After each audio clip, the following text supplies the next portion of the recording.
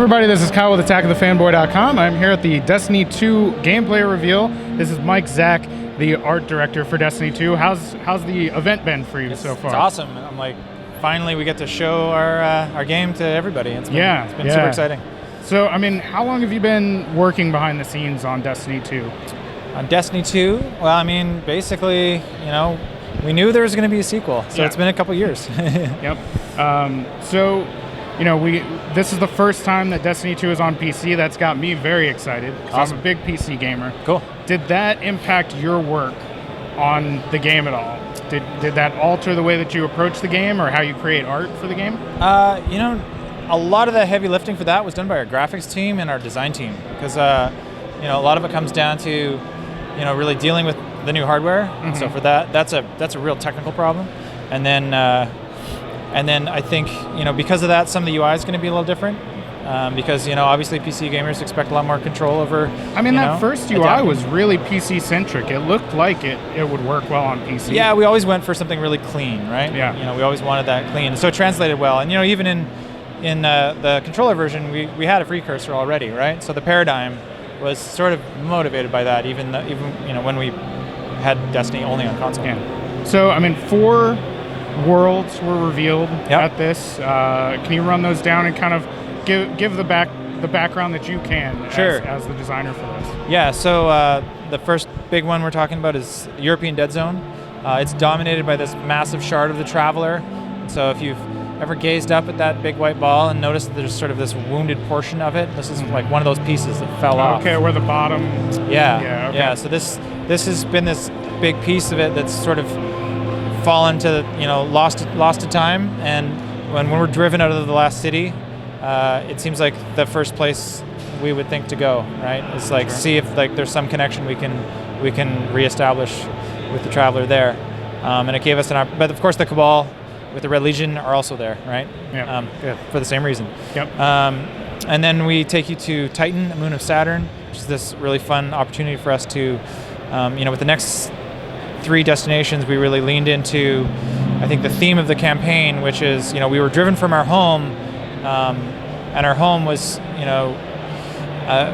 we're out searching for answers, we're out searching for connections, we're trying to reestablish, and so we sort of gave that life and visualized that by kind of sending you to sort of some of the more unique corners of our solar system, right? And so the moon of Titan is an opportunity for us to have this crazy roiling ocean. Yeah. We take you to Nessus, which is actually technically a real celestial body. I was going to ask about it. It's Essos?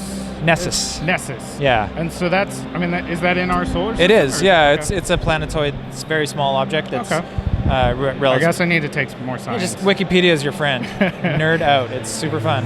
But in our case, the Vex have completely consumed it, transformed it to a machine world. That part's not going to be in Wikipedia. Yeah. And it will be after Destiny 2 comes out. It'll become established fact. And then after that we go to Io, moon of Jupiter. Amazing. I still love looking up at Jupiter in the skybox. Yeah. It's just such a beautiful planet. But this is the place in our lore where the Traveler last touched down.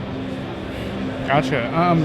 These are the new locations. Do we have any returning locations from the original game or the DLC? Destiny 2, we really wanted to take you to new places. We've all spent a lot of time in the Destiny universe, I think, those of us who've played. Yeah. So for us, it was really about hey, let's go somewhere new. Let's get some new palettes. Let's get some fresh looks in into our eyeballs. Yeah.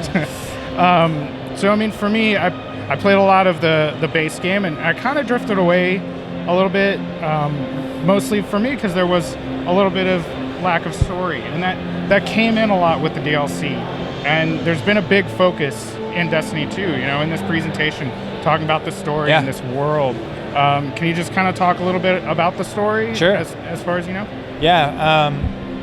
For us, there's so many stories we could tell in the Destiny universe. It's a big universe. Yeah, and I think, what Luke and I had a lot of conversations about this early, and we just kept coming back to, what is at the core? When we have this opportunity with a sequel to really move some big pieces on the board, right?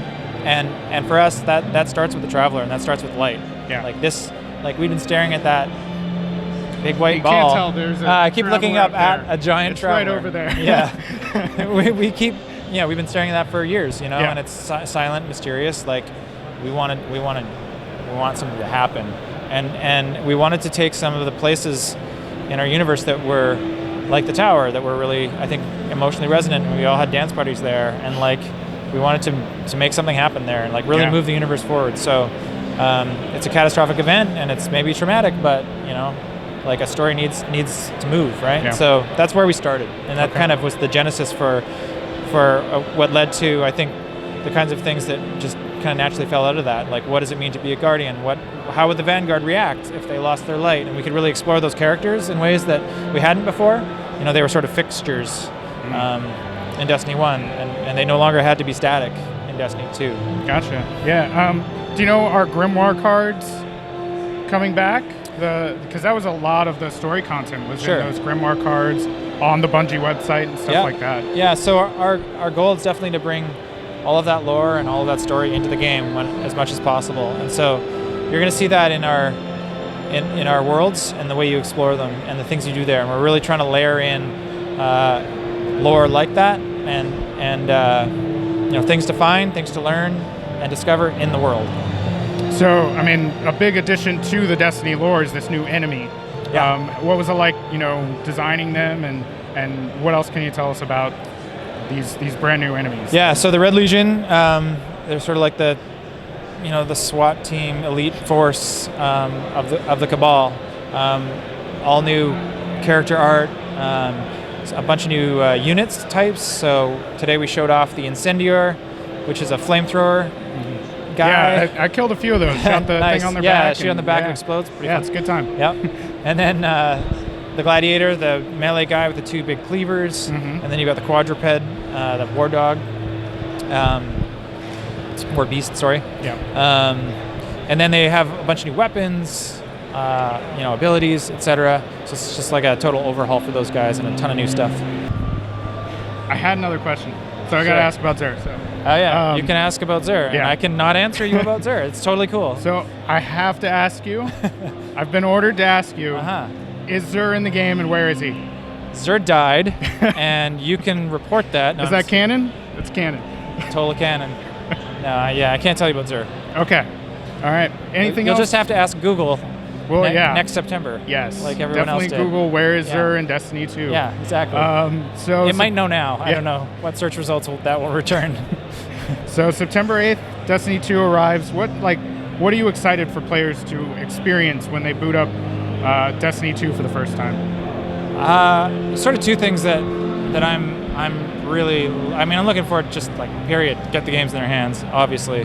But there's kind of two experiences I've been having that I'm like, oh, I want to see how players react to these. And the first is exploring the world. Generally, when I work on the content, I work on the game, especially at a broad level.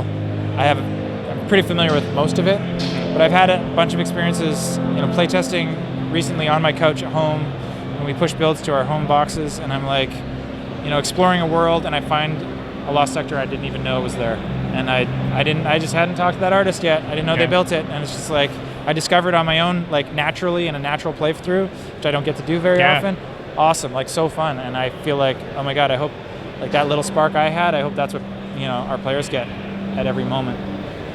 Likewise, with our gear, I think we art direct our gear to look as good as possible, to represent the themes that we're going for. Yeah. Got some I think you did well. suits behind us. I'm pretty excited by it. It's so cool to see them realized. But in the thing we can't predict is when we do loads of these silhouettes and loads of these gear sets, like what do players gravitate to, and then how do they customize them? How do they make them their own? What do they pair with what? Like we design them as a complete sort of unified look, but you don't have to wear them that way. So I really want to see what players do.